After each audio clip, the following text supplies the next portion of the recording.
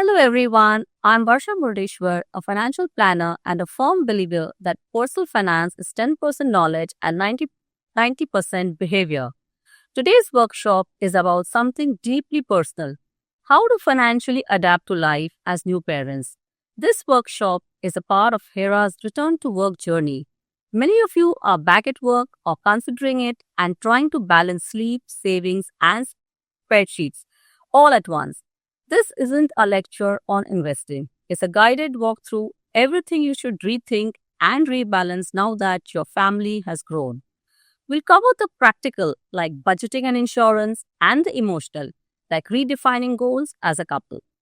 Let's begin with what hits your bank account the quickest. Yes, you guessed it, newborn expenses. Welcome, little baby, the most wonderful gift to parents, but yes, also the most critical phase financially for new parents. Some of the challenges parents face are as follows: income may resume, but expenses increase drastically. Career re entry often comes with childcare costs, reduced bandwidth for financial planning and investments, and of course, emotional spending patterns. So, what are the common financial pressures post delivery? Recurring expenses like baby food, diapers, doctor visits, and vaccinations. Social events like naming ceremony, birthday, and gifting. Emergency costs, medical complications, and care. Lifestyle inflation, buying latest gadgets, nursery setup, and helper costs. As per social customs, parents might take care of certain expenses. However, if not planned and controlled well, this can get converted to credit card dues and personal loans. A new baby calls for a new budget. Include all baby essentials under dependent expenses. Could be 8 to 15,000 per month. Also estimate the cost of social events for the next 1 year. Reduce personal costs like transportation, eating out, personal accessories, etc. And don't forget the basic 50-30-20 rule. Needs 50%, wants 20%, wants 30%, savings investment 20%. Baby food and hygiene is basic needs, but spending a lot on social functions at the cost of savings is uncalled for. Know your limits. Here we present a realistic first year cost breakdown. Baby food, diapers, doctor visits, vaccinations, house help, nanny, toys, social events can be anywhere ranging from 1.5 to 3 lakhs per annum. As the household expenses rise, it's time to rework the emergency fund. Add all the monthly baby expenses as mentioned before to the overall household expenses to arrive at total monthly outflow.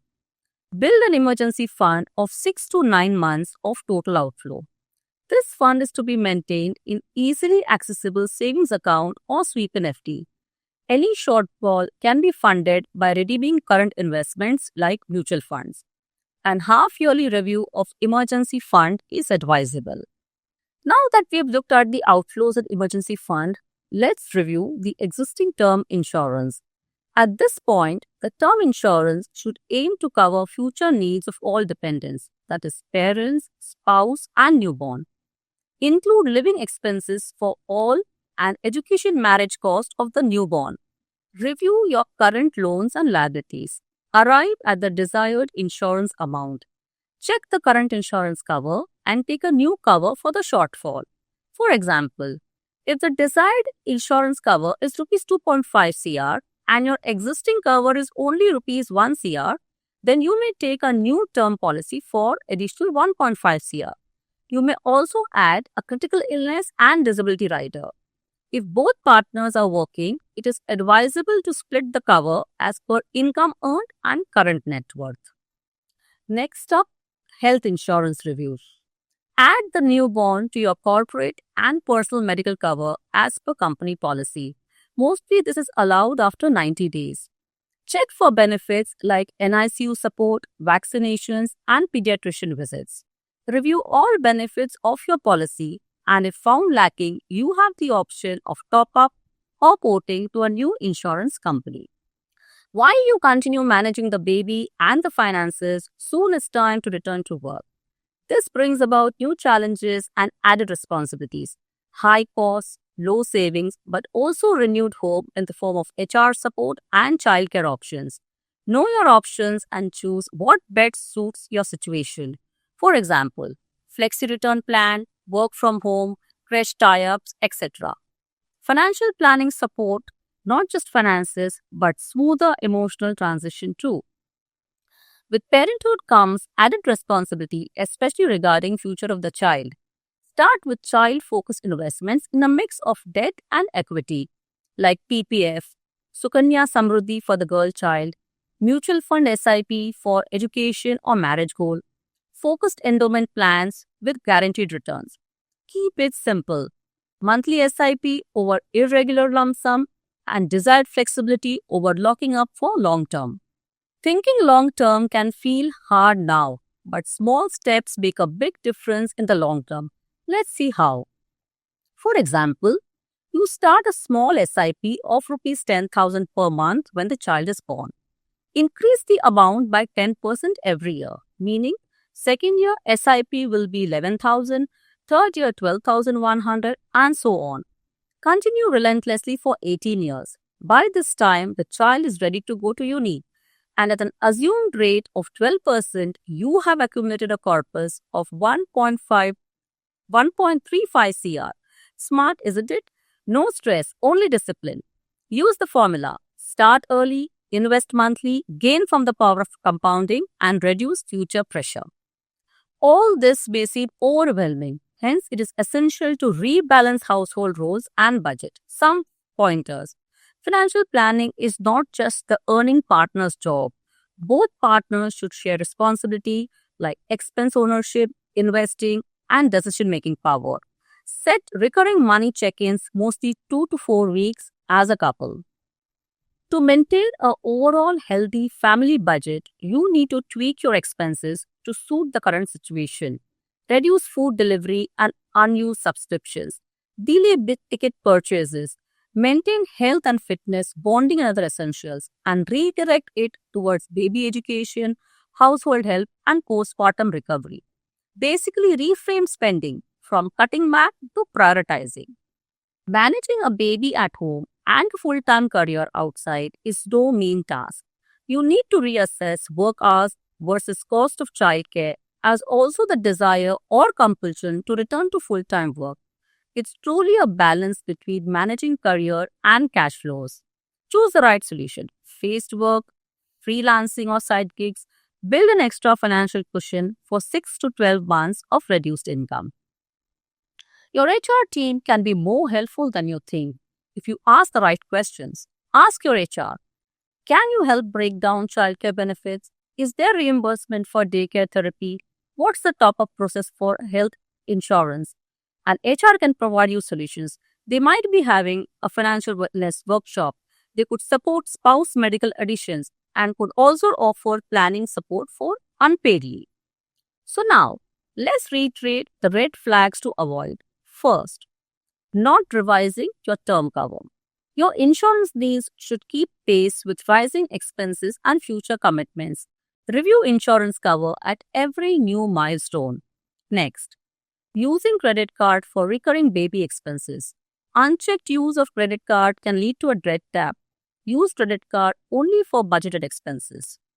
Pausing investments completely. This would affect other planned goals, hence don't pause completely. Continue investing lower in amounts and get back on track when soon possible. Skipping health checkup to save money. Preventive care is always cheaper than treatment. Also, it might be covered under insurance, so do it anyway. Not budgeting for childcare and self-care. These are essential expenses, not luxuries, hence an essential part of your budget. And finally, a recap. We discussed the key takeaways for the new parents' journey. Here goes. Revising the budget financial plan to accommodate your growing family. Increasing the emergency fund for unexpected baby needs. Buying more term cover and comprehensive health plan. Start child-focused investments early. Use the power of compounding. Work together with your partner and also seek help from HR. And finally, build a sustainable rhythm to have the right balance between career and motherhood. So here's my story. My daughter today is around 21 years old, and this is my story about what I did at that time.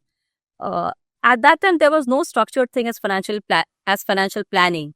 But as I have mentioned before, financial planning is not so much about knowledge; it's more about common sense. And and and to say that when a child is born, every mother needs that you have more and more. You need more and more money for the future.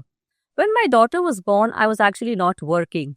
So my main aim was to get back to work, which I couldn't do immediately. I started full-time employment with HDFC Bank exactly a year after she was born, and that was really well planned.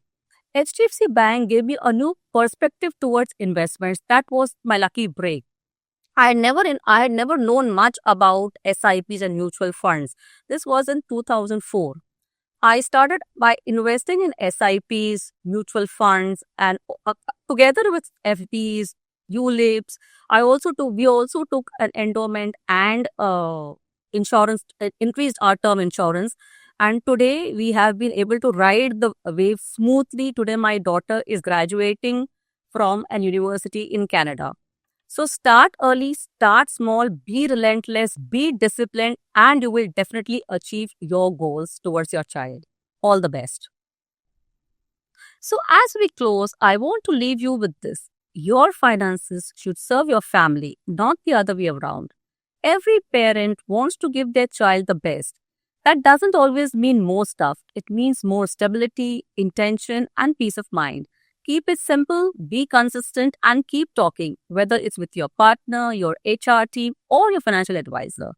Thank you for your time today. I hope this session helped you make small moves with big impact. Thank you.